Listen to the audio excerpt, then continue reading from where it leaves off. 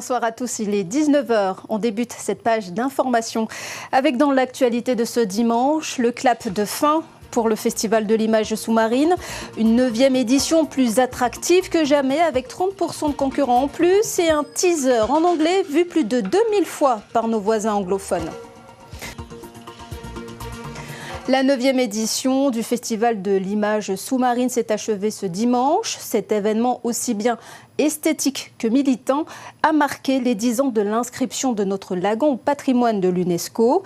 Une fois de plus, les beautés des fonds sous-marins ont été révélées par des photographes talentueux dont le matériel est de plus en plus performant.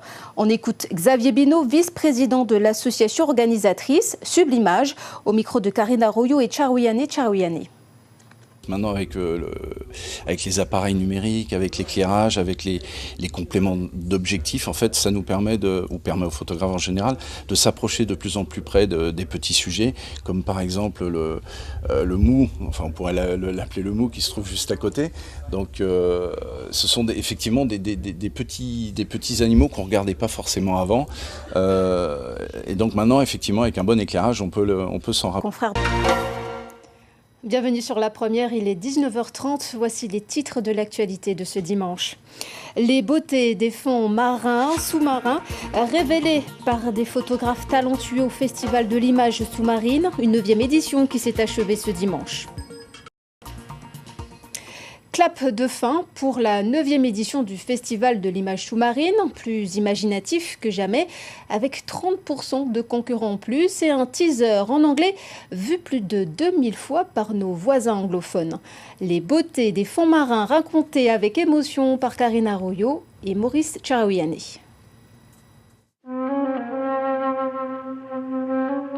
A-t-on oublié que les 3/4 de la planète sont constitués d'océans, de lagons qui regorgent d'une faune extraordinaire? A-t-on oublié que notre survie dépend de leur préservation?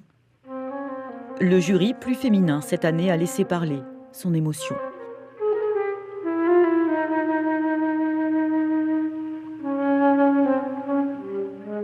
Le jury a été sensible sur les ambiances données sur certaines photos, plus que sur le côté technique. On a eu affaire dans les années passées, à plus peut-être des techniciens qui jugeaient des critères de difficulté. Il y a certaines espèces qui sont très difficiles à capturer parce que très furtives.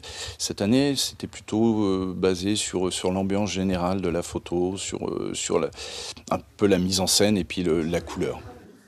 Avec l'évolution des appareils photo et de leur éclairage, il est désormais moins difficile de capturer des organismes furtifs et minuscules, comme ce petit poisson encore inconnu des scientifiques. Il semble nous dire « Faites attention à moi ». C'est une première participation de Pierre-Emmanuel, qui réside à l'île des Pins. Donc c'était la première fois qu'il présentait une photo. Il a été très ému hier lors de la remise des prix, en fait, et il a parlé avec beaucoup de poésie de cet animal qui est en danger, parce que cet animal est microscopique, il est gros comme un ongle, et il vit donc dans une gorgone, et ces gorgones sont très fragiles. Un coup de palme d'un plongeur peut casser la gorgone, et en fait ça détruit l'environnement de l'hippocampe, et donc l'hippocampe il va mourir parce qu'en fait il n'a plus son environnement pour se protéger. Près de 600 élèves du primaire et du secondaire ont eu le privilège, cette année, d'admirer ces clichés, les diaporamas, les films qui racontent la vie sous la mer. Le palmarès complet, visible sur notre site internet, est la preuve tangible du talent de nos photographes et vidéastes. Ils ont su débusquer la miniature, le sujet rare ou la situation inédite comme ce mérou en pleine indigestion de langoustes. Encore une occasion d'alerter nos consciences sur la richesse et la diversité de cet univers que l'on appelle à tort le monde du silence. Donc retrouvez l'ensemble des noms des lauréats de cette 9e édition sur notre site Actualité politique avec Angélique Souche. Et on termine ce journal sur ces clichés et ces images de la faune sous-marine calédonienne, un teaser en français et en anglais réalisé par Claude Breténier. Merci de votre attention, bonne soirée sur La Première.